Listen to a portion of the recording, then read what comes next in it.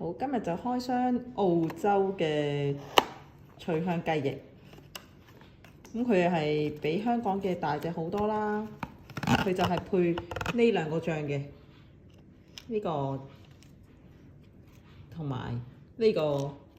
咁白色咧，其實我覺得佢有啲似沙律醬，紅色就辣辣地啦。咁就始終都係泰式辣醬會好食啲。呢個咧好特別啊！因為香港已經冇咗鮮榨橙汁啦，呢個仲係香港嘅鮮榨橙汁。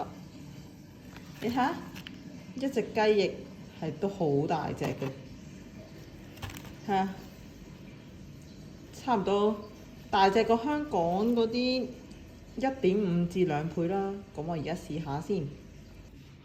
我自己呢就唔係好中意呢兩個醬啦，到最後我覺得茄汁配好食啲，跟住。